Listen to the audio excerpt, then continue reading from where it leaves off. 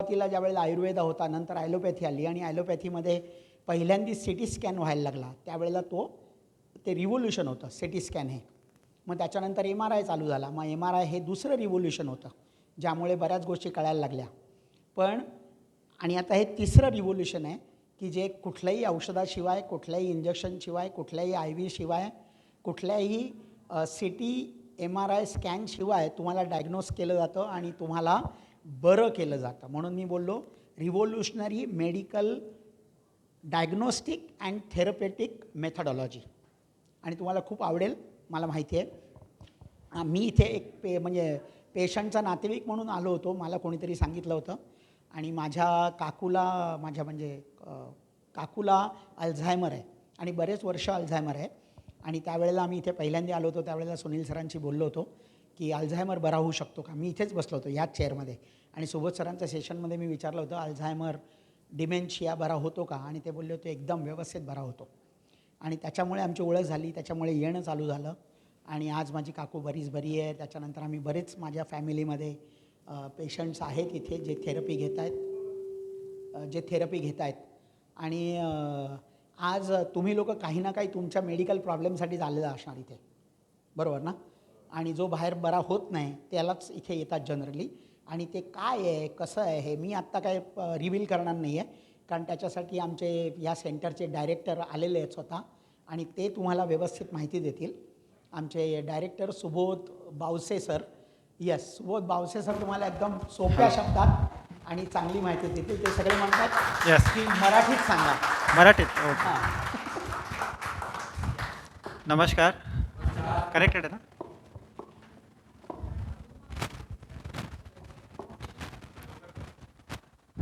हां. आता आपण सगळे लोक जेव्हा इकडे आलात, ठीक आहे, आपल्यामध्ये कोण असं आहे की ज्यांना आतापर्यंत काही रोग झाला नहीं है? हिंदी में ऐसा कोई है जो अभी तक कभी बीमार नहीं पड़ा है? कोई नहीं. अच्छा, मैं बोलना भूल गया. जब मैं बात करूंगा तो मैं रिक्वेस्ट करूंगा आप सब लोग को कि आप मेरे से भी बात करें, तो क्या समझने में आसानी होगी. तो कोई है यहाँ पे ऐसा जो बीमार नहीं हो? तो उसका आंसर 4 लोगों ने दिया, बाकी लोग शायद समझ नहीं पाए होंगे. तो ऐसा कोई है? नहीं. तो जब भी हम बीमार पड़ते हैं तो हम पहले चीज़ क्या करते हैं? डॉक्टर के पास जाते हैं. अभी डॉक्टर के पास जाने के बाद क्या होता है?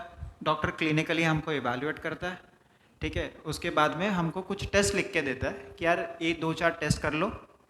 उसके हिसाब से वो गोलियां देता है. फिर हम सोचते हैं कि क्या हुआ क्या नहीं हुआ, डिसाइड करते हैं. बराबर, यही हिस्ट्री चल रही है आज तक. लेकिन अब बहुत बार ऐसे भी होता है कि जब हम टेस्ट कराते हैं, हमारे रिपोर्ट्स नॉर्मल आते हैं, लेकिन फिर भी हमको तकलीफ है. ऐसा कभी हुआ है किसी के साथ कि पता ही नहीं चल पाया कि एग्जैक्टली बीमारी क्या है, लेकिन मुझे लग रहा है कि मैं बीमार हूँ.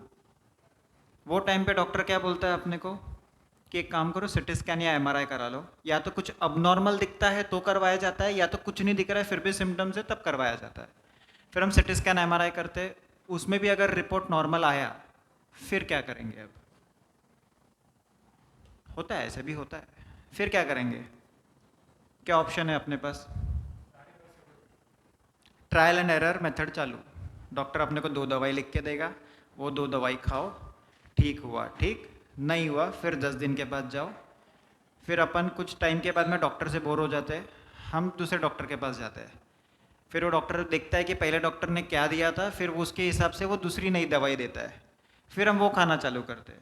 अगर ये प्रोसेस में अगर कहीं पे भी आपको वो दवाई अगर काम कर गई तो वो हमारा नसीब. नहीं की तो तब तक आपको रुकना पड़ता है जब तक कोई लेबॉर्ट्री आपकी बीमारी डिटेक्ट करके आपको नहीं बताएगी. बराबर. पहले सिटी स्कैन MRI नहीं था, पहले सिर्फ ब्लड टेस्ट था. फिर समझ में आया डॉक्टरों को कि यार ब्लड टेस्ट इनफ नहीं है करके फिर अपग्रेडेशंस आए. वैसे ही अभी भी डॉक्टर्स को ये समझ में आ रहा है कि ये जो हम टेस्ट करा रहे हैं, CT scan, MRI, PET scan, 3D sonography, अलग अलग जो भी चीज़ हम कर रहे हैं वो इनफ नहीं है, क्योंकि आज भी बहुत सी बीमारियां हम स्कैन नहीं कर पा रहे. तो ये जब चीज़ हमको समझ में आई, हमने एक सर्वे किया.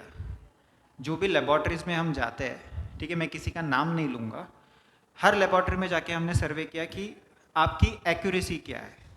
जो हम ब्लड टेस्ट करते हैं उसकी एक एक्यूरेसी होती है कि मतलब मुझे समझ में आना चाहिए कि ये रिपोर्ट सही है। तो हमने जब लैब को पूछा तो हमको ये समझ में आया कि उनकी एक्यूरेसी 40% से 80% तक ही वेरी करती है। CT scan, MRI, PET scan, ये तीनों चीज़ों की कोई कोई लेबॉर्ट्रीज है जो 85% एक्यूरेसी देती है हमको। अब क्या ये हमारे लिए इनफ है? अरे यार सिर्फ 2 ही लोग बोल रहे हैं, नहीं है। फिर क्या करेंगे? तो ये एक पॉइंट। दूसरी चीज़, कोई पता है किसी को यहाँ पे हमारे शरीर में कितनी बीमारियां हो सकती है? 50, 100, 200, 300, 400, 500, 600, 800? नहीं ना, हमको भी नहीं पता, ना हमको कोई इंटरेस्ट है, ठीक है, और डॉक्टर को भी इंटरेस्ट नहीं है। डॉक्टर के पास हम गए, डॉक्टर ने बोला क्या हो गया? सर चेस्ट पेन हो रहा है। हाँ ठीक है, वो चेस्ट के हिसाब से दे देगा, जो आया पैरामीटर आया, नहीं आया छोड़ दिया, बराबर। पेट दुख रहा है, पेट के ऊपर गया। लेकिन हमको ये समझ में आया कि आज के तारीख में टोटल 667 अलग अलग बीमारियां हैं। जो आप मुझे पूछोगे तो शायद मुझे भी नहीं पता रहेगा, लेकिन लिस्ट ज़रूर दे सकता हूँ मैं। तीसरी चीज़, हमारी जब बॉडी बनी, कभी भी अगर किसी ने देखा है, अगर अर्ली प्रेगनेंसी डेज में अगर किसी ने सोनोग्राफी रिपोर्ट अगर देखा होगा जो करवाया जाता है, कभी ऐसा देखा सोनोग्राफी रिपोर्ट में एक डॉट रहता है, डॉट स्टार्टिंग में बच्चा पैदा होने के जो प्रोसेस चालू हो गया तब एक डॉट आता है। हमारा जो पहला जो रूप था हम सबका, वो जो रूप था उसको बोला जाता है मॉलिक्यूल। मॉलिक्यूल से धीरे धीरे हम सेल बने, उसके बाद में धीरे धीरे हमारी बॉडी ट्रांसफॉर्म हुई, बराबर। ये प्रोसेस आप लोग को पता होगा। तो अब हमारे पे कोई भी अगर बीमारी आती है तो वो भी वही स्टेप से चालू होती है। स्टार्ट होगी मॉलिक्यूल से, फिर वो जाएगी सब सेल में, फिर वो जाएगी सेल में, फिर वो जाएगी टिश्यू में। अब टिश्यू चौथा जो लेयर है हमारे बॉडी का, वो ऐसा लेयर है जहाँ पे आपके सारे CT scan, MRI, PET scan या कोई भी हाई रेजोल्यूशन जो भी स्कैन्स हम करते हैं वहाँ तक पहुँचता है। पहले के जो 3 लेयर है वहाँ पे अभी कोई भी स्कैन नहीं करता है। तो इससे हमारा सबसे बड़ा डिसएडवांटेज क्या हो रहा है? हमको अर्ली डायग्नोसिस जो बोलते हैं कि बीमारी होने के पहले जो हमको पता चल सकता है, तो वो हो नहीं पा रहा है। करके आप देखते हो अचानक पेशेंट कोलैप्स हो गया, उसको स्ट्रेचर में उठा के लेके गए तो पता चला हार्ट अटैक आया या ब्रेन स्ट्रोक हो गया या कुछ अलग बीमारी पता चली, फिर क्रिटिकल हो गया, पेशेंट आईसीयू में एडमिट कर दिया। वैसे भी अगर पेशेंट कोई कंप्लेंट लेकर जाता है तो उसको सबसे पहले आईसीयू में ही डाला जाता है। ये हमारा धर्म है अभी कि पेशेंट आया, कुछ भी कंप्लेंट होने दो, फिर वो किडनी हो, लीवर हो, कुछ भी हो, पहले हम आईसीयू में जाते हैं। वो प्रोसेस गलत नहीं है, लेकिन बताने का मेरा मकसद ये है कि आज के तारीख में हम, क्योंकि वो लेबॉर्ट्री तक जब जाते हैं तो उनके पास जो ईयरली लोग, बहुत से लोग हैं जो ईयरली स्कैन करते हैं अपना बॉडी, उनमें वो पैरामीटर्स आते ही नहीं हैं जो आपको पहले बता पाए कि आने वाले समय में आपको क्या तकलीफ आ सकती है। तो ये जब सब हमको समझ में आया तो हमने सोचा कुछ ऐसी टेक्नोलॉजी लाई जाए जिसमें सारी चीज़ कवर हो। तो इसलिए हमने एक ब्रिज बनाया जिसका नाम है बायो रेजोनेंस थेरेपी। अब बायो रेजोनेंस थेरेपी में हम क्या करते हैं, हमारे बॉडी में अलग अलग ऑर्गन्स है, हार्ट, लीवर, किडनी, ऐसे अलग अलग जितने भी ऑर्गन्स है, हर ऑर्गन में एक इलेक्ट्रोमैग्नेटिक वेव होता है जो हमारी बॉडी नेचुरली बनाती है, ऑस्किलेट करती रहती है उसको। ठीक, यहाँ तक सब लोग साथ में मेरे? अरे हाँ, 5-6 लोग तो है, वेरी गुड। ठीक है, तो वो जब ऑस्किलेशन चलता रहता है उसमें होती एक फ्रिक्वेंसी, जैसे अभी हम आपस में बात कर रहे हैं, एक साउंड आ रहा है, वो साउंड में भी होती है एक फ्रिक्वेंसी। तो हमारा पूरा यूनिवर्स फ्रिक्वेंसी से बना हुआ है। तो वो जो फ्रिक्वेंसी होती है जो हमारे ऑर्गन्स में जो इलेक्ट्रोमैग्नेटिक वेव ऑस्किलेट होता है, उसी चीज़ के ऊपर हमारा पूरा सिस्टम डिपेंडेंट है। अब हमने क्या किया, हमने 4 देशों के साइंटिस्टों से कोलैबोरेट किया, रशिया, यूक्रेन, जर्मनी और यूएस। इन्होंने क्या किया, पहले ऐसे लोगों को आइडेंटिफाई किया जो आज के तारीख में सिम्टोमेटिकली और पैथोलॉजिकल जो हमारे पास रिपोर्ट्स अवेलेबल है उसके हिसाब से वो हेल्दी है। तो उनमें फ्रीक्वेंसीज कितनी होती है जब कोई बीमारी नहीं होती है, उसको हमने नापा। उसके बाद में 667 अलग अलग बीमारियों में फ्रीक्वेंसीज में क्या बदलाव होते हैं तब पता चलता है कि ये बीमारी है, तो वो सबको हमने मेजर किया। लेकिन एक और चीज़ हमारे समझ में आई कि जब हम ये फ्रीक्वेंसी मेजर कर रहे हैं, जब पता चल गया कि एक ही बीमारी अगर 10 अलग अलग लोगों को भी अगर है, तो भी हर किसी का रिपोर्ट्स अलग अलग आता है। किसी का एकदम हाई हो जाता है, कोई क्रिटिकल हो जाता है, कोई नॉर्मल में ही रहता है। ऐसा कभी देखा है आपने? 10 लोग अगर किसी को डायबिटीज़ अगर है, तो हर किसी का रिपोर्ट ऊपर नीचे होता है, अलग अलग होता है। तो हमको समझ में है कि कुछ फैक्टर्स उसमें भी है बॉडी में जो ये चीज़ को एग्रीवेट करते हैं या बढ़ावा देते हैं। तो उसमें हमको समझ में आया कि हमारे बॉडी में बहुत से viruses, bacteria, parasite, fungus, worms ये आते रहते हैं, खाने के वजह से या तो वातावरण के वजह से। तो हमने क्या किया, फिर ये सब चीज़ों का भी हमने फ्रीक्वेंसी मेजर कर लिया। अब ये जब मैंने मेजर कर लिया सारी चीज़ें, इसको मैंने जोड़ दिया आर्टिफिशियल इंटेलिजेंस के साथ। अब आर्टिफिशियल इंटेलिजेंस आप सबको पता होगा। अरे यार अपन फिर गए। आर्टिफिशियल इंटेलिजेंस जहाँ पे हम और आप मिलके गलती करते हैं, ठीक है, 10 बार अगर हम कुछ काम करें तो उसमें से हो सकता है चांसेस 2 या 3 बार हम वो चीज़ को बराबर करें।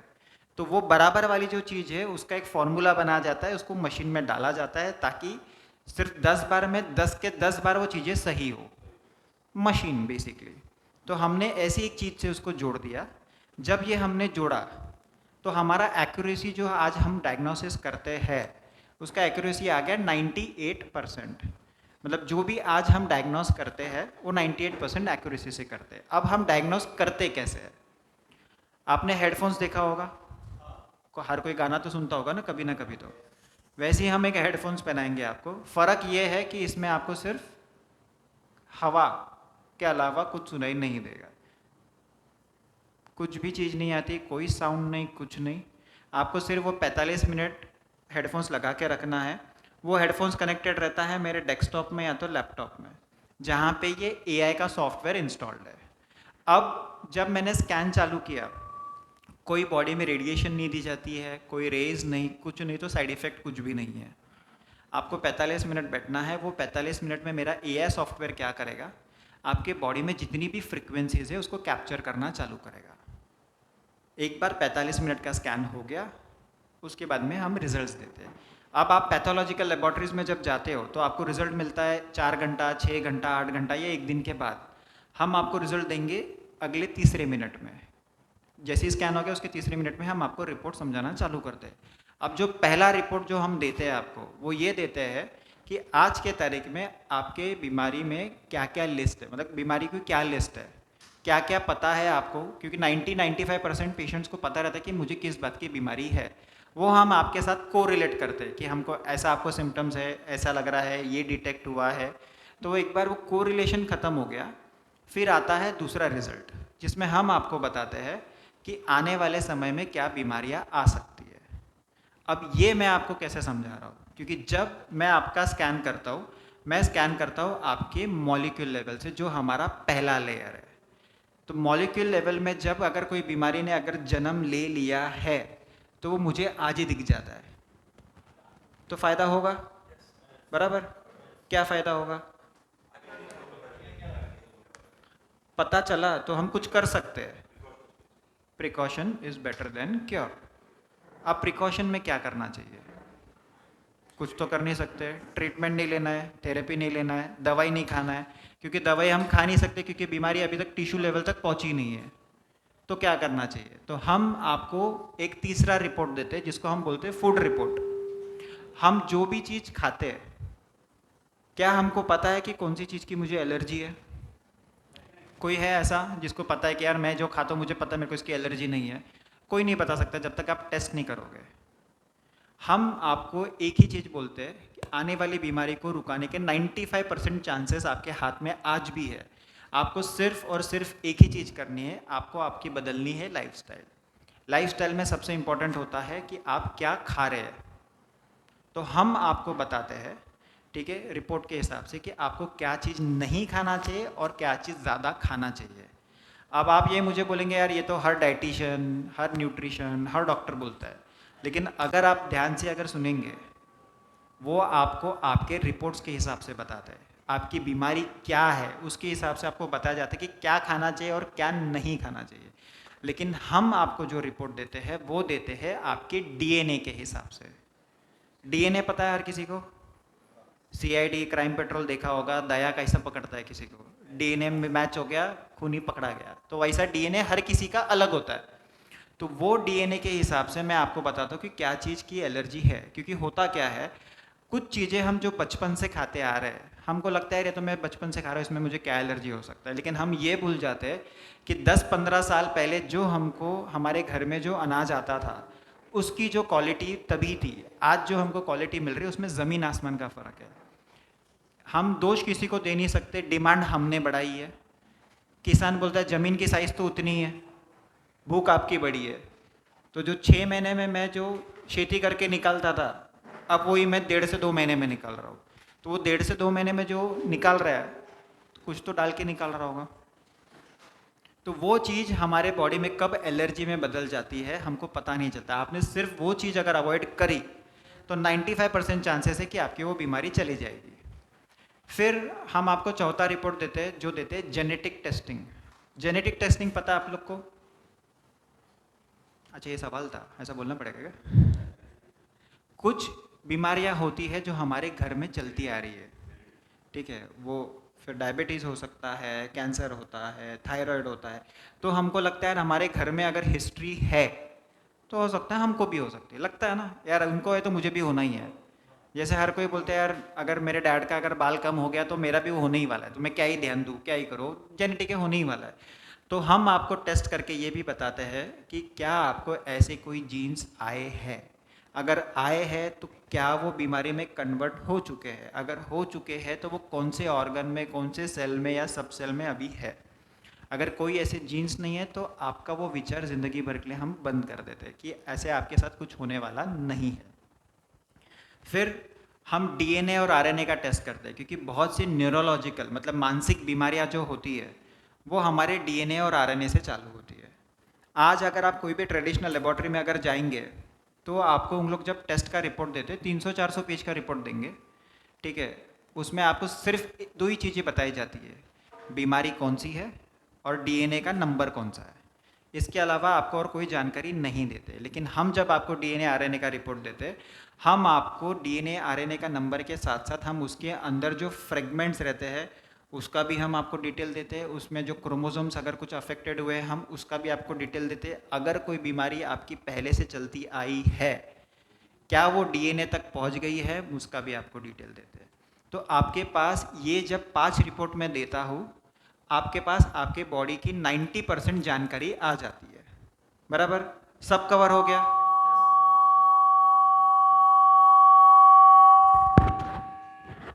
हाँ, उसने भी हाँ बोला, ठीक है।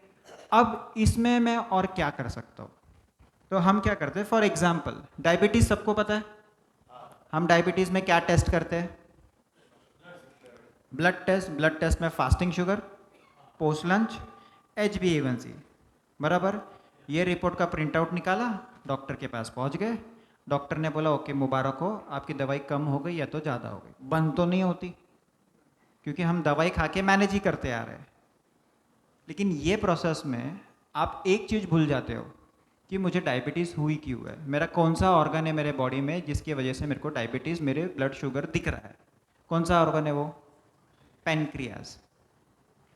ना आपको इंटरेस्ट है ना डॉक्टर को इंटरेस्ट है, क्योंकि हम लोगों की सबसे बड़ी खूबी ये है कि हम लोग ये चीज़ को मान चुके हैं, डायबिटीज़, बीपी, थायराइड ये सब हो गया तो ये लाइफस्टाइल डिसीज़ है, आ गई तो मरते दम तक रहना है, तो क्या टेंशन, ज़्यादा से ज़्यादा क्या होएगा, इंसुलिन लगाना पड़ेगा, इंसुलिन भी लगाएंगे। लेकिन हम जब आपको स्कैन करते हैं, हम आपको रिपोर्ट में ये भी बता सकते हैं कि आपका पैनक्रियाज कितना % काम कर रहा है, बीटा सेल्स जो रहते हैं पैनक्रियाज में वो कितने डैमेज हो चुके हैं, आप जो गोली खा रहे हो डायबिटीज़ को मैनेज करने के लिए, क्या उसकी वजह से कोई साइड इफ़ेक्ट हो रहे हैं क्या। अब ये साइड इफ़ेक्ट सिर्फ डायबिटीज़ के या बीपी के गोली से नहीं होता है। आप कोई भी दवाई खाओ 100% हमारे बॉडी में एब्जॉर्ब नहीं होती है। तो जब वो डिपोजिशन चालू हो जाता है उस दिन से आपके बॉडी में साइड इफ़ेक्ट चालू हो जाता है। भले ही हमारी आदत अच्छी है कि आज बुखार हुआ तो हम सबसे पहले चीज़ क्या करते हैं, डोलो, बराबर ना। कोई है ऐसा डोलो के बिना जिंदा है?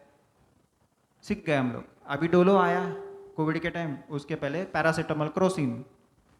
हम सोचते नहीं है कुछ नहीं, सीधा क्रोसिन खा लिया, काम खत्म। लेकिन वो क्रोसिन अंदर आपके बॉडी में क्या कर रहा है किसी को कुछ पता ही नहीं है। हमको सिर्फ एक ही चीज़ से मतलब रहता है, बुखार गया ना बस। लेकिन हम ये भूल जाते हैं कि बुखार एक पहला सिम्टम रहता है। आपके बॉडी में अगर कोई चीज़ की शुरुआत हो चुकी है तो वो आपको सिम्टम देता है। हम क्या करते, गोली खाते, उसको सप्रेस कर देते। फिर कुछ अरे कुछ नाही, ताप आला होता गेला 2 दिवस, काय टेन्शन नाही, डॉक्टरकडे अरे नाही नाही काय गरज नाही, आपलं ना बसला है मेडिकलवाला, दिलं त्याने, काय टेंशन नहीं। यही होता है ना, हमको आदत ही है, क्या ज़रूरत है। पहले तो हम डॉक्टर बनेंगे, हमसे अगर हम फेल हो गए तो हमारा मेडिकल वाला डॉक्टर बनेगा, वो भी अगर फेल हो गया तो फिर हम जाते हैं एक्चुअल डॉक्टर के पास। लेकिन पूरे प्रोसेस में हम सिर्फ गोली ही खाते रहते हैं। तो ये चीज़ को हम आपको बताते हैं कि क्या ये गोलियों का आपके अंदर कोई साइड इफ़ेक्ट हुआ है क्या, या कुछ होने के चांसेस है क्या। यहाँ तक सबको समझ में आ गया? अरे यार, समझ में आ गया सबको? ठीक है। अब बीमारी पता चल गई, ठीक है, अगर है तो अब इसका क्या करेंगे? अब इसमें और क्या अपन ढूंढ सकते हैं? कोई बता सकता है? बीमारी पता चल गया, अभी करना क्या है? दवा लेना है। ये हमारा माइंड सेट हो गया है। कैसा माइंड सेट है ये? बीमारी पता चल गई, दवाई लो, काम खत्म। फिर वो आयुर्वेदिक हो, होम्योपैथिक हो, एलोपैथिक हो, बस हमको मतलब नहीं उससे। हम ये क्वेश्चन भूल चुके हैं कि मुझे बीमारी हुई क्यों, क्यों मुझे हुई, क्यों मेरे बाजू वालों को नहीं हुई, क्यों मेरे घर में किसी और को नहीं हुई, मैंने ऐसे क्या खाया, मैंने ऐसे क्या किया कि सिर्फ वो बीमारी मुझे ही है। सोचा कभी? क्यों ऐसा नहीं सोचने में, ऐसा क्या सोचा अपन ने कि नहीं सोचना चाहिए?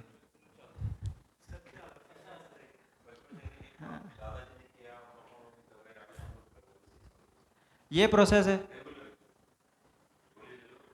काम खत्म, सप्रेस कर दो। हाँ हाँ बराबर। एक तो पहली बीमारी बता रहे, उसके ऊपर और सोचने बोल रहे ये हुआ क्यों, तो काय को झंझट करने का।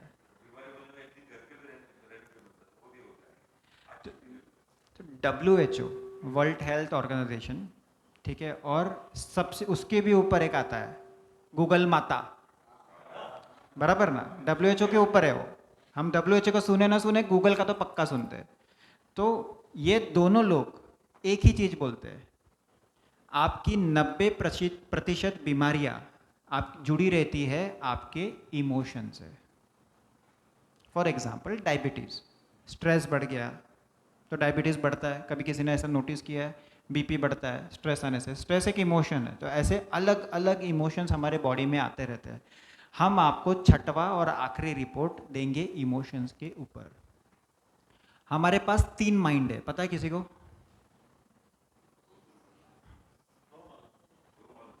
दो ही मालूम है। एक है कॉन्शियस माइंड, दूसरा है सबकॉन्शियस, तीसरा है अनकॉन्शियस। ये 3 माइंड होते हैं हमारे पास। ये तीनों माइंड के सारे इमोशंस के फ्रीक्वेंसी को हम मेजर करते हैं। हम मेजर करते उस दिन से जब आप पैदा हुए मतलब आपके मदर वूम में। क्योंकि वो टाइम पे ड्यूरिंग प्रेगनेंसी आप लोगों ने घर पे फॉलो किया होगा, देखा होगा, या तो कम से कम, क्योंकि सास भी कभी बहू थी ने तो दिखाया ही है ये, कि जब भी कोई प्रेग्नेंट अगर होता है तो उसको बताया जाता है कि टेंशन मत ले, अच्छा खा, अच्छा सोच। देखा है ना? अरे देखा है कि एकता कपूर को बोलना पड़ेगा, कोई नया सीरीज बना के दिखाओ। तो ये क्यों बोला जाता है? क्योंकि वो टाइम पे जो होने वाली माँ है, वो जो भी सोचती है, जो भी खाती है, वो डायरेक्टली इम्पैक्ट करता है किसको? होने वाले बच्चे पे। तो हमारे लिए ये बहुत ज़रूरी होता है ये समझना कि ड्यूरिंग प्रेगनेंसी अगर माता जी जो बनने वाली है उसने क्या चीज़ खाया है, क्या इमोशंस हुए हैं, तो ये जानना हमारे लिए ज़रूरी होता है। तो करके जब हम स्कैन करते हैं तो हम वो टाइम से लेके आज जब आप स्कैन कर रहे हो तब तक के सारे इमोशंस हम स्कैन करते हैं। इसमें से मैं आपको टॉप 3 या टॉप 5 इमोशंस बताऊंगा अगर वो ट्रॉमा में बदले हैं तो। क्योंकि ये इमोशंस जो ट्रॉमा में बदलते हैं वही आपकी बीमारी का जन्मदिन बनाते हैं। बराबर? यहाँ तक क्लियर? समझ में, हाँ सर। सर बहुत से बीमारियां तो बर्थ रहती है, जेनेटिकली भी होती है। दूसरी बीमारियां जो जेनेटिकली नहीं होती है, बहुत से बच्चे पैदा होने के बाद में उनको अलग अलग चीज़ें हमको ऑब्जर्व करते हैं, कुछ माइलस्टोन्स नहीं हो पाते। अभी इसमें दोष किसी को नहीं दे सकते। हम तो ये बोलते ना यार, मैं जब से पैदा हुआ तो मैंने कुछ खा लिया रहेगा, कहीं मैं गया था, वो मेरे को वेदर सूट नहीं हुआ तो मेरे को बीमारी हो गई। लेकिन जो आज पैदा ही नहीं हुआ है तो उसमें कहाँ से डिफेक्ट आएगा? तो वो लिंक्ड रहता है मदर की इमोशंस के ऊपर। अब बीमारी पता चल गई, उसका रूट कॉज पता चल गया, अब क्या करें? ये वही आंसर जो आपने पहले दिया था 5 मिनट पहले। अब इसका इलाज करना है, बराबर करेंगे ना? आप तो करना क्या जानकारी करके। और तो इलाज में हम आपके ऊपर छोड़ते वो चीज़ को, आप आपके फैमिली डॉक्टर के ऊपर भी जा, फैमिली डॉक्टर के पास जाके आप थेरेपी ट्रीटमेंट ले सकते हो। कोई आपके कंसल्टेंट रहेंगे उनके पास जा सकते हो। अगर आपको चाहिए तो आप हमारे पास आ सकते हो। अभी हम आपको थेरेपी में क्या देते हैं, हमारी थेरेपी थोड़ी अलग है। मैं आपको दवाई नहीं दूंगा, मैं आपको इंजेक्शन नहीं लगाऊंगा, ना कोई आपको चूर्ण खिलाऊंगा। मैं आपको नेचुरल तरीके से आपकी बॉडी को मैं हील करूंगा। अब वो कैसे करूंगा? तो आप अगर जब याद करेंगे तो आप जब स्कैन करने आए तो मैंने आपको हेडफोन्स पहनाया था। अब वो हेडफोन ने क्या किया, आपकी जितनी भी बीमारियां हैं, मतलब जो भी आपकी एनर्जी, पॉजिटिव एनर्जी जो नेगेटिव में कन्वर्ट हुई उसकी वजह से आपको जो बीमारी हुई, उसको वो याद रहता है कि बीमारी का वो जो नेगेटिव एनर्जी वो कहाँ कहाँ पे है। टाटा स्काई हर किसी ने देखा, सेटअप बॉक्स, बस वो साइज़ का एक सेटअप बॉक्स जैसे एक बॉक्स है हमारा, जिसको हम बोलते हैं रेजोनेटर। वो फ्रिक्वेंसी जनरेट करता है। तो जैसे ही आप थेरेपी के लिए बैठेंगे तो वो क्या करता है, मेरा एआई कमांड जनरेट करता है कि एक पॉजिटिव इलेक्ट्रोमैग्नेटिक वेव जनरेट किया जाए। वो देता है कमांड रेजोनेटर को। रेजोनेटर क्या करता है, वो फ्रीक्वेंसी जनरेट करता है। जैसी वो फ्रीक्वेंसी जनरेट हुई, मेरा एआई वो फ्रीक्वेंसी को एग्जैक्टली वहीं पे भेजता है, पिन पॉइंट करके जहाँ पे वो बीमारी के नेगेटिव वेव्स है। अब वहाँ पे जाने के बाद क्या होता है, सिंपल लैंग्वेज में आपको समझाता हूँ। एक पॉजिटिव वेव जब नेगेटिव वेव को मिलता है तो उसको वो करता है न्यूट्रलाइज। पैरेलली आपका कोई भी ऑर्गन 0% पे नहीं रहता है, कुछ ना कुछ तो पॉजिटिव वेव जनरेट करता ही रहता है। तो वो जो पॉजिटिव वेव जनरेट हो रही है और जो मैंने नई जनरेट करके भेजी, वो जब एक दूसरे को मिलते हैं तो वो करते हैं एक दूसरे को बूस्ट। जैसे हम ग्लूकॉन डी खाते हैं, एनर्जी बूस्ट होता है, वही सिंपल कंसेप्ट पे। तो एक जगह पे मैंने आपके बीमारी के वेव्स को न्यूट्रलाइज किया, दूसरे जगह पे मैंने आपके पॉजिटिव वेव को बूस्ट किया। बट ये करते समय हम आपके बीमारी पे काम नहीं करते हैं, हम करते हैं उसके रूट पे, उसकी जड़ पे। क्योंकि आज हम क्या कर रहे हैं, हम जो भी मेडिसिन ले रहे हैं, हम ले रहे हैं बीमारी के हिसाब से, बीमारी के लिए। हम रूट भूल जाते हैं। हम जब रूट पे थेरेपी देते हैं तो इसका फ़ायदा ये होता है कि एक बार अगर पेशेंट रिकवर हो गया तो वो फिर से उसको वो बीमारी कभी नहीं आएगी, क्योंकि उसका जड़ हमने मजबूत कर लिया। एक सत्य चीज़ बताता हूँ, बीमारी हम ठीक करते ही नहीं है। बीमारी ठीक कौन करता है मालूम है? कौन करता होगा? आप खुद।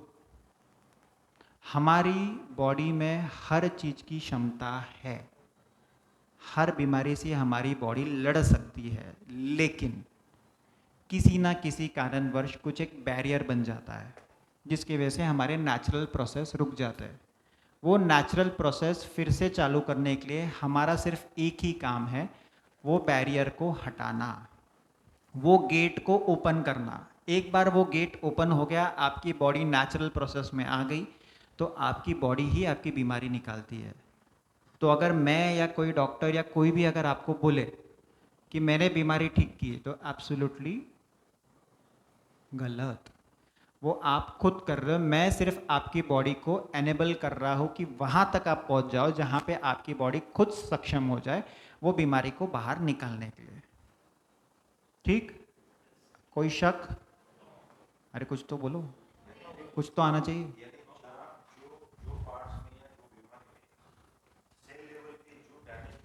हम्म।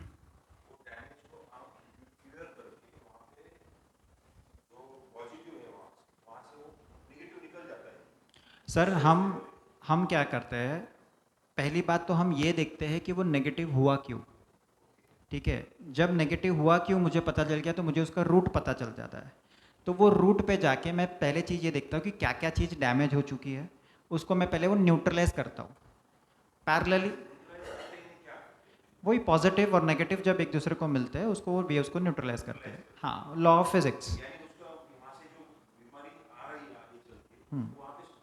पहला हम स्टॉप करते हैं, फिर हम उसको रिवर्स करते हैं, ठीक है। जब ये हो जाता है, आपकी बीमारी एक बार जड़ ठीक हो गया तो बीमारी अपने आप बाहर निकल जाती है,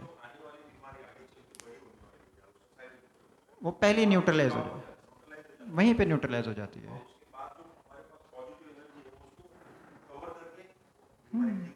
यस।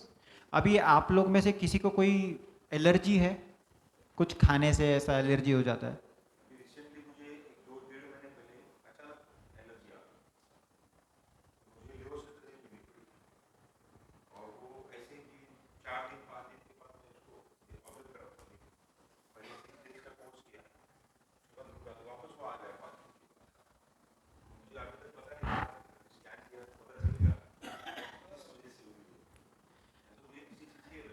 कोई है और जिसको कुछ खाने से एलर्जी होती है?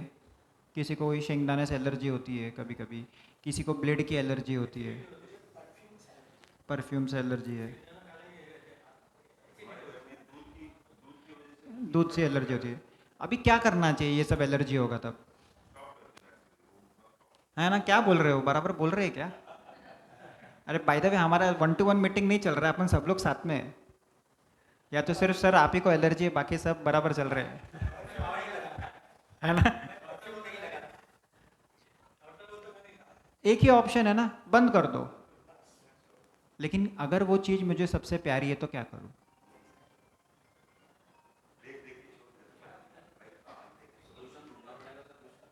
अब ये सॉल्यूशन अपन तब नहीं याद करते, ठीक है, इतना आसानी से अपन ने वो खाना या ये चीज़ छोड़ दिया, लेकिन ये चीज़ एडिक्शन पे जब आती है तो कैसे नहीं निकलती और कैसे नहीं छोड़ पाते हम लोग,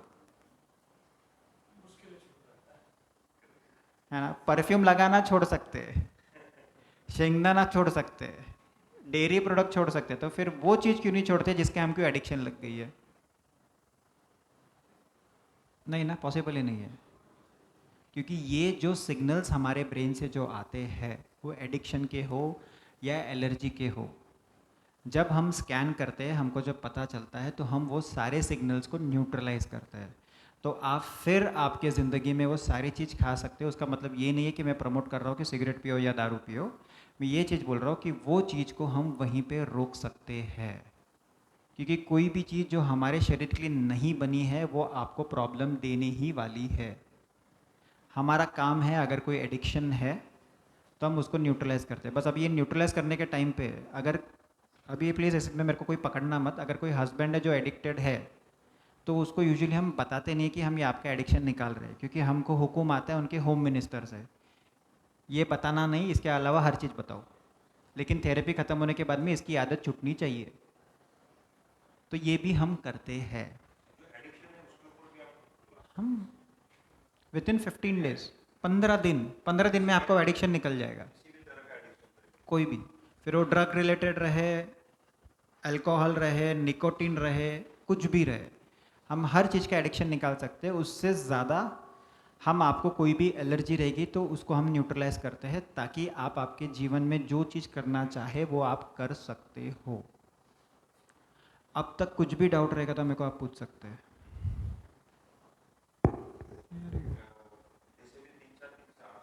हम्म।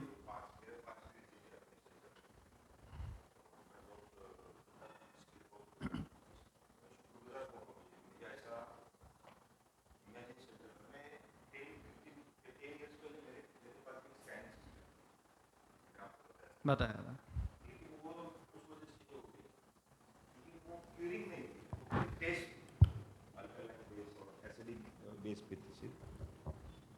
लेकिन ये सिस्टम जो है ना, ये तो पहले के तो पैरामीटर तो पूरे बता दिए, 667 समथिंग डिसीज की डायग्नोस करती है, और ऐसा है कि ये कहाँ पर है ये भी बता रही है, यानी कि बीमारी का नाम आता है वो कहाँ पर है। जब मैंने डिटेल में देखा तो कहाँ पर है और कितने परसेंटेज में है, बराबर। ये एक चीज़ है। और उसमें सब बीमारी के एग्रीगेटिंग करके जो टॉप मोस्ट है 6 या 7, ये आपको पहले उसको केयर लेनी चाहिए, ये बराबर। बताती है। ये तो चीज़ होगी स्कैनिंग की, ठीक है, स्क्रीन होगी, लेकिन क्यूरिंग होती है हीलिंग की वजह से। राइट। हील करके उसको न्यूट्रलाइज करके, आज के तारीख में मैं अगर 75 या 70 जीने वाला हूँ, वो मैं 90 तक आराम से जा सकता हूँ, मुझे ऐसे समझता है। नहीं लेकिन सर, मैं हम अपने लाइफ को गेन करूँगा, एज को। नहीं, हमारा मकसद क्या है सर? पहली बात तो हमको सबको मेडिसिन से दूर रखना है। बिल्कुल दूसरा, अभी एक्सीडेंट मेरे कंट्रोल में नहीं है। नहीं, वो तो क्या है, बाइक चलाए, गाड़ी चलाए, आप खुद चले गए किधर, तो उसमें मैं कंट्रोल नहीं कर सकता हूँ। बट मैं आप सबको एक वादा ज़रूर कर सकता हूँ कि अगर आप हमारे साथ अगर एसोसिएट होते हो तो आपको बीमारी छू नहीं पाएगी। ये गारंटी हम आपको बिल्कुल दे सकते बिल्कुल जोरदार टाळ्या वाजल्या पाहिजेत। और मैं और एक चीज़ शेयर करूँगा। मेरे साथ में और एक जो जिन्होंने, हाँ साहब खड़े हैं, ये रत्नागिरी के बहुत बड़े डिस्ट्रीब्यूटर है फार्मास्यूटिकल के, हाँ काका। और मैं भी हॉस्पिटल फार्मेसी है मेरी, लास्ट 27 ईयर से मैं खाली हॉस्पिटल फार्मेसी करता हूँ। हॉस्पिटल फार्मेसी यानी कि मैं खाली एलोपैथिक दवाई देता हूँ, लेकिन मैं खुद लेता नहीं हूँ। मैं जितना हो सके उसको अवॉइड करता हूँ। मेरे रिलेटिव बता रहा हूँ मैं, मुझे मालूम है इसके साइड इफेक्ट कितने हैं। मैं डिप्लोमा फार्मेसी, मेरे 8-9 मेडिकल स्टोर्स है, तो मैं खुद लेता नहीं हूँ। आप समझ जाइए इसके लिए मैं क्या बोल रहा हूँ। मेरे को फीवर हो गया तो मैं बोलता नेचुरली आना चाहिए, सर्दी हो गई नेचुरली होनी चाहिए। यदि पहले से थोड़ा पढ़ा हूँ इसकी वजह से, नहीं तो मैं कभी एलोपैथी बहुत टालता हूँ। बहुत ज़्यादा हो गया, आज भी मेरा थ्रोट दुख रहा है, लेकिन मैंने दवाई नहीं ली है, मैं आपको सच बोलता हूँ। मैं गर्म पानी लूँगा, मैं आयुर्वेदिक प्रेफर किया हूँ, लेकिन आयुर्वेदिक हमेशा प्रेफर किया हूँ कि जिसकी वजह से नेचुरली हो। उससे भी ज़्यादा आज के तारीख में अगर ये जो इंटर AI टेक्नोलॉजी क्या है, स्क्रीनिंग सेल लेवल अगर हमारा ठीक होता है तो हमारा शरीर पूरा सेल लेवल पे बना है, पूरा सेल से बना है, बराबर सर, मॉलिक्यूल लेवल से बना हुआ है पूरा। मैं करेक्ट करने ही वाला था। तो मैं आप लोग को एक और चीज़ पूछता हूँ, आपने कभी देखा है कोई न्यूरोलॉजिकल डिसऑर्डर पेशेंट ठीक हो पाया है? कभी नहीं, कोई न्यूरोलॉजिकल डिसऑर्डर का पेशेंट कभी भी ठीक नहीं हुआ है। कभी कोई ऐसा पेशेंट जिसको एक आई में, अपनी जो आंखें होती है, ठीक है, उसकी कोई बीमारी हुई है, रेटिना डैमेज हुआ है, ठीक है, या आयरिस डैमेज हुआ है, वो पेशेंट वहाँ से रिकवर कर पाया है? कोई आई साइड गया हुआ है, वो रिटर्न आ पाया है? नहीं है। कभी ऐसा देखा है, कभी सुना है आपने? हमारे पास ऐसे बहुत से केसेस है जो हमारे पास आए हैं विद डॉक्टर सर्टिफिकेट, कि डॉक्टर ने हमको लिख के दिया हुआ है उनको कि ये पेशेंट रिकवर नहीं हो सकता है, क्योंकि एक उम्र के बाद हमारे सारे सेल्स और न्यूरॉन्स बनना बंद हो जाते हैं। तो ये एक बार जो बन गया वो 18 उम्र तक रहता है, उसके बाद एक बार जो बन गया वो बन गया, जो डैमेज है वो डैमेज है। हमने ऐसे यहाँ पे बहुत से पेशेंट्स लाए हैं। अभी रिसेंट एग्जांपल, शीन करके एक लड़का था, वसे विरार में रहता है, आप लोग को चाहिए तो मैं मिला भी सकता हूँ उनसे, ठीक है। उसको पायलट बनना था, ठीक है। तो पायलट बनने के लिए क्या करेंगे, तो उसने जब पता लगा तो उसको पता चला नानावटी करके एक हॉस्पिटल है हमारे बॉम्बे में, वो सर्टिफाई करता है कि यार आप फिट हो, आप फ्लाई कर सकते हो। तो वो गया वो हॉस्पिटल में, तो टेस्ट करवाया, तो उसने उनको सर्टिफाई किया कि you are not fit to fly, मतलब आप नहीं चला सकते हो। तो उसने बोला क्यों, क्या हो गया? तो उसने बोला नहीं, आपके आँखों में प्रॉब्लम है। बोला क्या प्रॉब्लम है? अभी 19-20 साल का लड़का, तो मतलब क्यूरोसिटी रहती है ना, अरे ऐसा क्या हो गया मेरे साथ। तो उन्होंने उसको बताया कि आपका एक प्रॉपर डैमेज हो चुका है आई के अंदर, जो अभी बियॉन्ड रिपेयर है। तो उन्होंने बोला क्या हो गया? बोला रेटिना डैमेज हुआ है। तो उन्होंने बोला ठीक करो, यही बोलेंगे ना हम लोग, कुछ खराब है तो ठीक कर दो। तो डॉक्टर ने बताया नहीं, ये ठीक नहीं हो सकता है। बोलते आई रिलेटेड जो भी ग्रोथ होना था वो हो चुका है, आप 1 साल पहले अगर आते तो शायद हम कुछ कर पाते, लेकिन अभी कुछ नहीं कर सकते। तब वो बच्चा है, तो उसने बोला यार शायद ये डॉक्टर अच्छा नहीं होगा, मैं दूसरे के पास जाता हूँ। तो वो दूसरे के पास गया, लीलावती हॉस्पिटल में, उन्होंने वही चीज़ बोला। फिर उसने क्या किया, जितने भी टॉप शॉट ऑप्थेल्मोलॉजिस्ट है, मतलब आँखों के जो डॉक्टर है, सबको उसने रिपोर्ट भेजा अपना, सबको ईमेल किया और ऑनलाइन अपॉइंटमेंट लिया। हर किसी ने एक ही चीज़ उनको बोला कि नहीं, नहीं हो सकता। वो लड़के को हमारे बारे में पता चला, वो आया हमारे पास, हमने उनको स्कैन किया, मेरे पास बिफोर आफ्टर रिपोर्ट्स है, ठीक है। स्कैन करने के बाद हमने उनको बताया कि हाँ यार ये डैमेज जो हुआ है वो तो बराबर है, एक्चुअल डैमेज इधर तक भी पहुंच गया है, तो आप क्या करना चाहते हैं, आपको चाहिए तो हम थेरेपी दे सकते हैं, हमको लगता है कि हम रिकवर कर पाएंगे, इट इज़ 90% पॉसिबल दैट कि we will be able to recover you. तो उसने बोला 10% क्यों नहीं, तो बोला अभी के स्टेटस में तो हमको 90% लग रहा है। बोले थेरेपी स्टार्ट करना है तो आप कर सकते हो, तो उसने बोला यार वैसे तो ऑप्शन है नहीं, हम जैसे पागल लोग बोल रहे ठीक कर सकते, तो उसने बोला चलो चालू करते हैं। उसने जब थेरेपी चालू की, धीरे धीरे धीरे इम्प्रूवमेंट आया।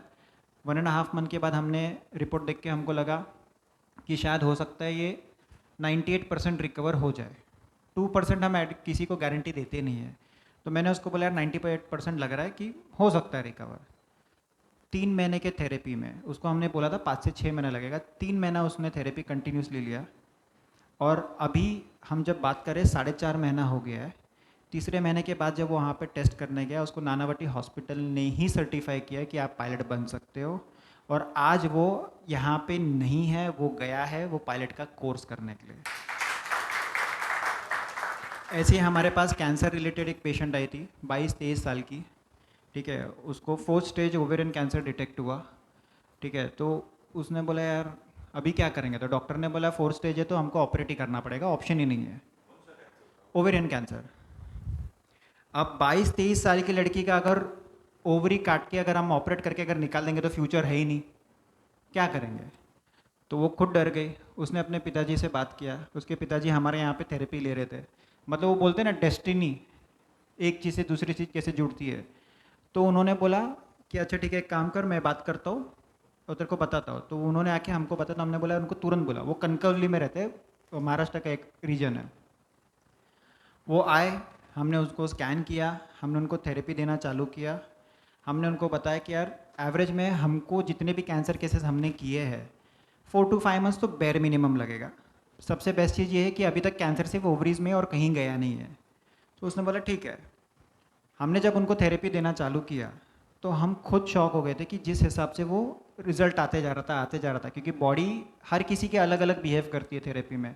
कभी किसी को रिजल्ट जल्दी मिलता है, कभी किसी को थोड़ा टाइम लगता है, कभी किसी को बहुत टाइम लगता है, लेकिन रिजल्ट सबको आता है। आप लोग मानेंगे नहीं, मेरे पास मेरे खुद के तो रिपोर्ट है ही, मेरे पास लैब के भी रिपोर्ट्स है जो हमने स्कैन कराया, उनको सब कुछ कराया। In only 14 days she was declared as cancer free. सिर्फ 14 दिन में, तो हम खुद भी शौक थे, तो हमने उसको और 15 दिन रुकने बोला, मतलब क्योंकि कभी के चांसेस है कि यार लैब रिपोर्ट में एरर हो सकता है या मेरे सिस्टम में कुछ क्या हो गया पता नहीं, हम लोगों ने इतना जल्दी तो हो ही नहीं सकता है। 15 दिन में हम उनके और 3 टेस्ट कराए, 3 बार अलग अलग फिर से अलग अलग लेबॉर्ट्री से, और सबके रिपोर्ट जब नेगेटिव आए तो हमने बोला यार अब तू जा सकती है। तो ऐसे अनगिनत है, अनगिनत हमने अभी तक 1500 से ज़्यादा कैंसर के मरीजों को ठीक किया है, जो हाँ 1500, जो हमारे पास सारे ब्लैक एंड वाइट रिकॉर्ड्स है, क्योंकि मैं कुछ भी बोलूँ रिकॉर्ड्स मेरे से ज़्यादा अच्छा प्रिसाइजली बोल सकते हैं। बिफोर एंड आफ्टर रिपोर्ट्स हैं हमारे पास। 700 से 800 न्यूरोलॉजिकल केसेस हमने ठीक किए हुए मतलब बहुत से केसेस हम यहाँ तक ला के छोड़ते जहाँ पे आपकी डिपेंडेबिलिटी चली जाती है, क्योंकि न्यूरोलॉजिकल केसेस में क्या होता है, डिपेंडेबिलिटी बढ़ जाती है पेरेंट्स के ऊपर या रिलेटिव्स के ऊपर। तो हम इतना पेशेंट को रिकवर करते हैं ताकि वो बेसिक काम अपने आप से करे। अब ये होता क्या है, डॉक्टर बोलता है कि सेल्स और न्यूरॉन्स एक बार डैमेज हो गए तो हम कुछ नहीं कर सकते। हम उनको सिर्फ एक ही सवाल पूछते हैं कि सेल्स और न्यूरॉन्स डैमेज हो गए, चलो ठीक है, डिटेक्ट किया, आपको पता चल गया कि ये बीमारी है, तो वो रिपेयर क्यों नहीं हो सकता, क्या कारण है रिपेयर नहीं होने का या रीजनरेट नहीं होने का? आप लोगों को पता है क्यों नहीं हो सकता है, क्या कारण है? जब हम पैदा हुए, जब इतने छोटे से साइज में थे, माइलस्टोन होता है ना, 3 महीने के बाद बच्चा ऐसा करेगा, 6 महीने में ऐसा करेगा, 9 महीने में ऐसा करेगा। तो वो माइलस्टोन कैसे हो रहा है, क्योंकि बच्चे के सेल्स न्यूरॉन सब डेवलप हो रहे हैं, जनरेट हो रहे हैं, उसके हिसाब से बच्चा धीरे धीरे बढ़ता है, फिर बोलना चालू करता है, चलना चालू करता है, दौड़ना चालू करता है। तो ये बेसिकली क्या हो रहा है, सेल्स और न्यूरॉन्स जनरेट होते जा रहे हैं। तो तब हमने बच्चे को ऐसा क्या दे दिया, क्या कुछ दिया एडिशनल? अरे हाँ या ना, मैं बोर कर रहा हूँ मालूम है, 2 मिनट और लूँगा। कुछ दिया एडिशनल? कुछ नहीं दिया। फिर कैसे हो रहे थे? और अब ऐसा क्या कर दिया मैंने क्यों नहीं हो पाएगा? तो हम जितने भी न्यूरोलॉजिस्ट हैं, हम उनके पास से जब हमको केसेस रेफर होते तो हम उनको चैलेंज देते, लिख के देते कि जो चीज़ें रीजनरेट आपके हिसाब से नहीं हो पा रही है वो हम आपको करके दिखाएंगे हमारे सिस्टम के साथ। हम क्या करेंगे वो बॉडी खुद करेगी। तो ऐसे हमारे पास अनगिनत, मैं आपको एक एग्जांपल दूंगा तो मेरे पास और 10 मुझे याद आते रहेंगे, लेकिन अभी मेरे ही सिर्फ बोलने से शायद आप लोगों को ऐसा लगे यार ये तो स्टोरी बना के आया है, 500 रुपये मिला रहेगा, ठीक है, तो बड़बड़ बड़बड़ बड़बड़ करते जा रहा है। मैं रिक्वेस्ट करूँगा हमारे सबके साथ एक जन हमारे इसमें मौजूद है, ठीक है, वो जब यहाँ पे आए, ठीक है, तब उनका हमारे साथ जब पहला डिस्कशन हुआ, ठीक है, कैसा था, क्या था, उनको क्या लगा हमारे बारे में, ठीक है, वो आपके साथ थोड़ा डिस्कस करेंगे। मैं बुलाना चाहूँगा अमृता मैडम को, प्लीज़ तालियों से उनका स्वागत करें।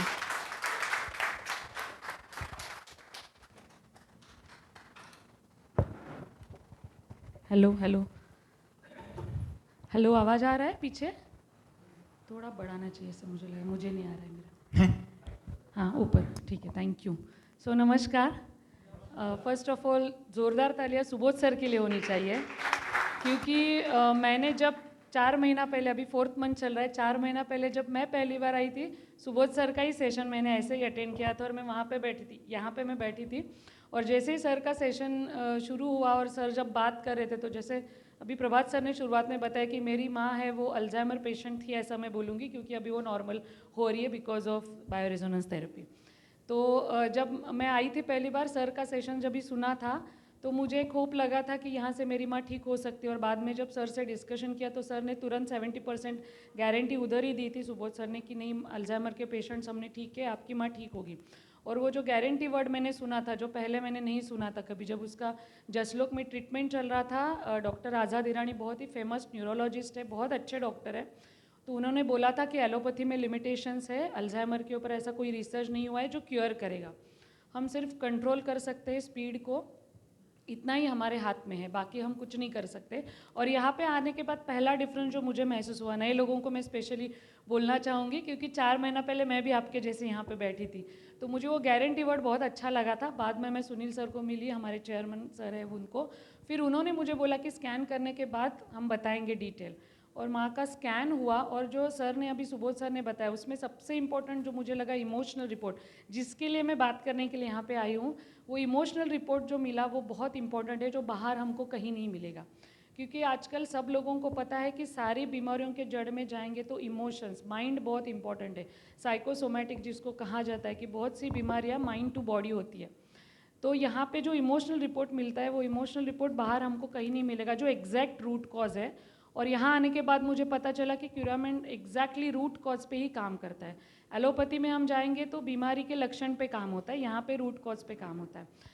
सो बिकॉज ऑफ दैट वो इमोशनल रिपोर्ट के बारे में बात करूँगी, लेकिन अभी 4 महीने के बाद मेरी माँ नॉर्मलाइज हो रही है, जो एक बॉडी जैसे थी, लेकिन अभी वो उसमें इमोशंस आ रहे हैं, वो हंस रही है। 4 साल से वो अल्जाइमर पेशेंट थी, लेकिन 4 महीने में मेरी माँ हंसने लगी है, उसके चेहरे पे एक्सप्रेशंस है, चेतना जिसको मराठी में बोलते हैं वो उस पर दिख रही है, उसका बॉडी मूवमेंट बढ़ गया है, चलने का स्पीड बढ़ गया है। और बिकॉज ऑफ अल्जाइमर वो अराउंड 95% वो हेलुसिनेशन में थी, मतलब उसके वर्ल्ड में जिसको लोग दिखते थे, वो लोगों से बात करती थी, जो थे नहीं, हेलुसिनेशन था, आभास था सिर्फ, और उसको दिखते थे।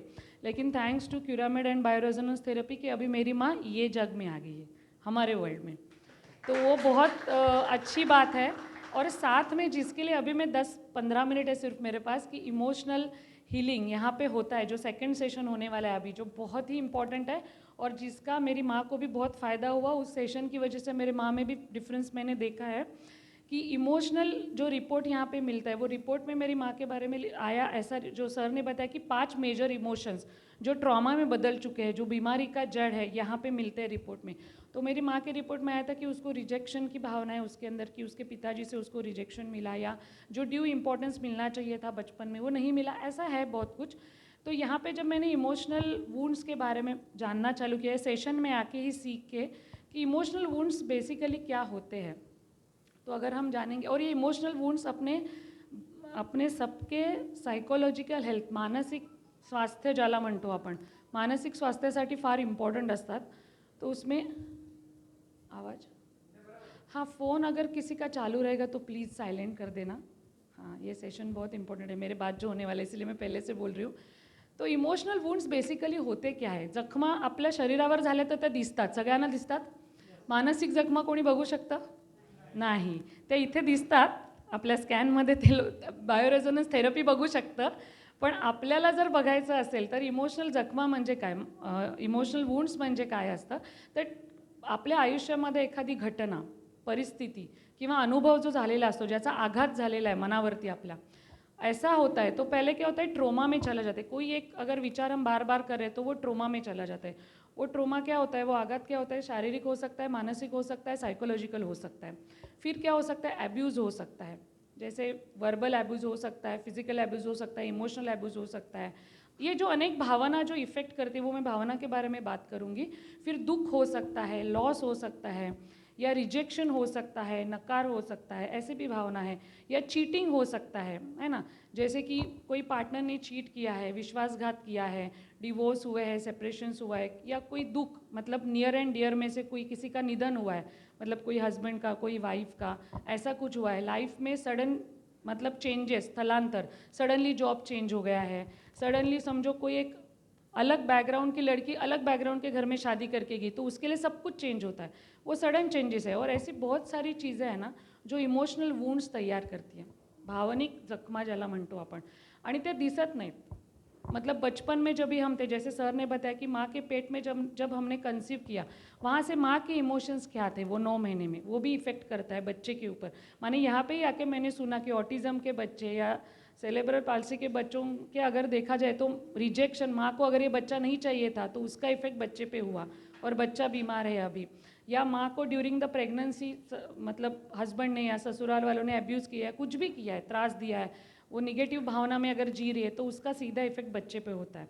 या बचपन में बच्चे को ड्यू प्यार अगर नहीं मिला माता पिता से, अगर टाइम नहीं मिला है, तो वो भी मतलब उपेक्षा ज्याला म्हणतो ना मराठीमध्ये, दुर्लक्षितपणाची भावना, तो वो बच्चे में तैयार होती है. ऐसा भी होता है. रिलेशनशिप के वुंड्स क्या होते हैं, पार्टनर से जो चाहिए वो अगर नहीं मिला, ड्यू अटेंशन नहीं मिला समझो, या चीटिंग मिला, प्यार नहीं मिला, अंडरस्टैंडिंग नहीं मिला, वो भी हो सकता है. डोमिनेंस हो सकता है, सतत टीका करना.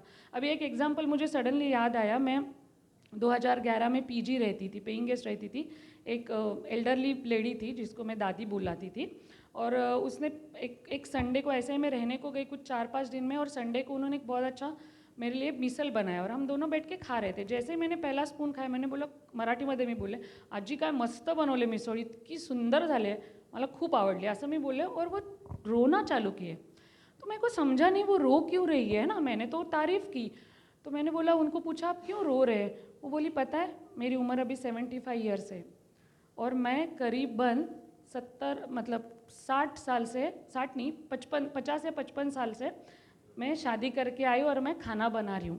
50 साल में मेरे हस्बैंड और 3 बच्चों ने आज तक मुझे एक बार भी नहीं बोला कि खाना अच्छा बना है. और मेरे लिए वो डाइजेस्ट करना बहुत डिफ़िकल्ट था कि ऐसा भी हो सकता है. मतलब उसका वो इमोशनल वुंड इतने सालों से उसके अंदर दबा पड़ा है कि उसके खाने की किसी ने तारीफ़ नहीं की, और जैसे ही मैंने नेचुरली तारीफ़ की वो रोना चालू की. मतलब ऐसे एक सीधा सा उदाहरण मैंने दिया कि ऐसे कितने इमोशनल वुंड्स अपने अंदर होते हैं, और उसका उदाहरण अगर हम देखेंगे रिलेशनशिप में होते हैं. फिर आघात, एक्सीडेंट की वजह से, एक्सीडेंट में कुछ अगर हुआ है तो उसका भी इमोशंस पे इफ़ेक्ट होता है, मानसिक स्वास्थ्य पे इफ़ेक्ट होता है. तो ये सारे इमोशनल वुंड्स है और उसको हील करना बहुत ज़रूरी है. और जैसे मैंने शुरुआत में बोला की शारीरिक जखम दिसते, मनाची जखम दिसत नाही. सो त्याची लक्षणं काय असतात, तो डिप्रेशन में चला जाता है इंसान. आपने सुना है डिप्रेशन, निगेटिविटी होती है उस इंसान के ऊपर अगर आप देखेंगे तो. फिर वो अपने आप को इमोशनली कट करता है, मतलब उसको इमोशंस नहीं है या किसी को उसको इमोशंस रखने नहीं होते. मराठीमध्ये बोलतो ना, तो आपल्या कोशात जायला लागतो हळूहळू, स्लोली स्लोली स्लोली. फिर उसको किसी से बात नहीं करना है, उसको घुलमिल नहीं जाना है, कुछ भी नहीं करना है उसको. फिर कोणी व्यसनांच्या आहारी जातात है ना, व्यसनाधीनता वाढते because of this emotional wounds है ना. और फिर ऐसा भी हो सकता है कि कोई सेल्फ हर्ट करता है, खुद को ही हर्ट करने लगते, ऐसा भी होता है. मतलब ऐसे बहुत सारे. और फिर उसको दुनिया से लेना देना नहीं है, एकल कोंडा होतो माणूस. फिर शारीरिक क्या परिणाम दिखते, पेन पूरे बॉडी में. फिर निद्रा नाश, मतलब नींद नहीं आना, निद्रा नाश. और बॉडी के अगर एक आपने बुक पढ़ा है you can heal your life by Louise Hay, तो उसमें पूरा एक टेबल है कि बॉडी के कौन से इमोशंस की वजह से कौन सी बीमारी कौन से पार्ट में होती है बॉडी में. पूरा एक टेबल है, चार्ट जिसको बोलते हैं ना, पूरा चार्ट है. अगर ये इमोशन आप बॉडी के कौन से ऑर्गन में कैरी कर रहे हो, तो क्या लक्षण है और उसको आपको क्या बीमारी हो सकती है। कैंसर बोलो, डायबिटीज़ बोलो, आर्थराइटिस बोलो, कुछ भी। तो एक बात यहाँ पे गार्ड बांध लो, अगर कुछ भी बीमारी है तो उसका सीधा ताल्लुकात हमारे मन से है, हमारे इमोशन से है। और you can heal your life by Louise Hay, हां उसका आहे वो बुक. तो मराठीमध्ये पण आहे, ओरिजिनल बुक इंग्लिशमध्ये, त्याचा अनुवाद हिंदी मराठीमध्ये पण आहे. You can heal your life, हाँ heal your life by Louise Hay, तो उनका ये बुक है. और ये सारे लक्षण हैं, और कभी कभी हमने भी देखे कि हमारे उसमें भी वो लक्षण हमको दिखते हैं. तो ऐसा मतलब हम ये सारे इमोशंस की दौर से गुजर रहे, जब माँ के पेट से कंसीव हुआ और आज तक इतने साल से जो हम जी रहे, कुछ ना कुछ इमोशनल अप्स एंड डाउन्स तो लाइफ में सबके हो रहे, लेकिन वो इमोशनल वुंड्स को भरना बहुत ज़रूरी है. और यहाँ पे मैंने देखा वो इमोशनल हीलिंग होता है, क्योंकि वो वुंड्स कैरी करके कोई फ़ायदा नहीं जो शायद जाने अनजाने में हम कैरी करते रहे. और आज ही मुझे एक व्हाट्सएप पे बहुत अच्छा मैसेज आया. आज चार्ली चैपलिन जो दुनिया को हंसाता है उसकी 125th बर्थ एनिवर्सरी है, और एक मैसेज आया था मुझे कि चार्ली चैपलिन ने एक शो में एक जोक सुनाया, सारा पब्लिक जोरदार हंसा, क्योंकि वो हंसाने का काम करते थे, तो जोरदार तालियां बजी, पब्लिक हंसा. कुछ मिनट के बाद उसने वापस वही जोक सुनाया, तो थोड़ी सी पब्लिक हंसी और तालियां पड़ी. तीसरी बार उसने जब वही जोक वापस सुनाया, बहुत कम तालियां पड़ी और बहुत कम पब्लिक हंसी. फिर उसने पूछा ऐसा क्यों हुआ. वही जोक मैंने जब 3 बार सुनाया, लास्ट टाइम बहुत कम तालियां पड़ी और बहुत कम लोग हंसे. क्यों? क्योंकि वही जोक बार बार सुन के हंसी चली जाती है ना. तो फिर वो मैसेज में नीचे लिखा था, क्यों हम वही दुख रोज याद करके हम खुद को दुखी बना रहे और ज़िंदगी दुखी बना रहे. तो हमको वो दुख कैरी नहीं करना है जो कहीं ना कहीं इमोशनल वुंड्स में तब्दील हो चुका है. जैसे और एक मैसेज मैंने पढ़ा था कि ये मोबाइल है 120 ग्राम का रहेगा, राइट, सबका ऐसा ही होगा 130 150. ये मोबाइल को अगर मैं 5 मिनट कैरी करूँगी, दर्द होगा? नहीं. 15 मिनट? नहीं. आधा घंटा होगा? नहीं. चलो 2 घंटा होगा? 5 घंटा? पूरा दिन होगा? पूरा दिन? 2 दिन? नहीं, हाथ में पकड़ के, यूज़ नहीं, पकड़ के सिर्फ रखना है. दर्द, हाँ ऐसा ही, ऐसा है, हाँ ऐसा नहीं, बात करना नहीं, ऐसा मैं ऐसा पकड़ के, हाँ रात भर करने वाले. तो ऐसा तो हो सकता है ना.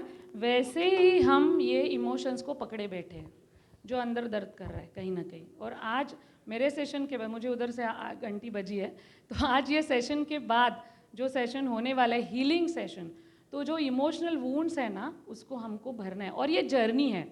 ये मुझे बहुत अच्छा लगा था कि it is not a one time process. ये अभी का आधा घंटे का प्रोसेस नहीं है, इट्स अ जर्नी. और आप बहुत लकी हो, या मैं बोलूँगी मैं बहुत लकी थी जब पहली बार आई थी और अभी बार बार आ रही हूँ, कि हमारा ये जर्नी आज से शुरू हो रहा है इमोशनल हीलिंग का. तो अपने आप के लिए ज़रा तालियां मारते हैं कि मेरा ये इमोशनल हीलिंग का जर्नी आज से चालू हो रहा है, और मेरे वो अंदर के जो वुंड्स है वो भरने की शुरुआत आज से हो रही है. और हम बहुत लकी है कि ऐसा कुछ सेशन, ऐसा कुछ नॉलेज हमको मिला है, और जो आज हमारे पूरे सारे वुंड्स को भरने वाला है, और हमारी नई ज़िंदगी की शुरुआत यहाँ से होने वाली है. और आई एम सो फॉर्चुनेट कि जैसा मैंने शुरुआत में बोला कि मेरी माँ, मेरे पिताजी भी यहाँ पे है जो हर सेशन में आते हैं, हर सैटरडे, उनको भी फ़ायदा हो रहा है. और मेरी माँ को तो हो रहा है, पहले सेशन में वो इधर उधर भाग रही थी बिकॉज ऑफ द हेल्यूसिनेशन, लेकिन अभी वो पूरा टाइम शांति से बैठ के, मैं बाद में अगर उसको पूछूं कि तूने कुछ सुना क्या, तो बोलती है थोड़ा थोड़ा सुना. यहाँ तक वो आ गई है बिकॉज ऑफ द सेशंस. तो अभी वो बारी है कि जो फायदा, और जिसकी वजह से मैं खुद हील हो रही हूँ. तो ऐसा नहीं कि पेशेंट ही हील होता है, पेशेंट के साथ वाले भी हील हो रहे बहुत अच्छे से, और उसके लिए कुछ भी पैसा नहीं देना पड़ता. तो हम बहुत लकी है कि वो सेशन आज हम सबको मिलने वाला है. मैं हमेशा एक्साइटेड रहती हूँ वो सेशन के लिए, क्योंकि जो लेने वाले हैं वो बहुत ही, क्या बोलते हैं, महान है. एक लाइन में उनकी इंट्रोडक्शन करनी है मुझे. तो he is a doctor bye education, he is a healer by profession, and he is carrying love, care and compassion in his heart. So please put your hands together to welcome on stage our chairman Sunil sir.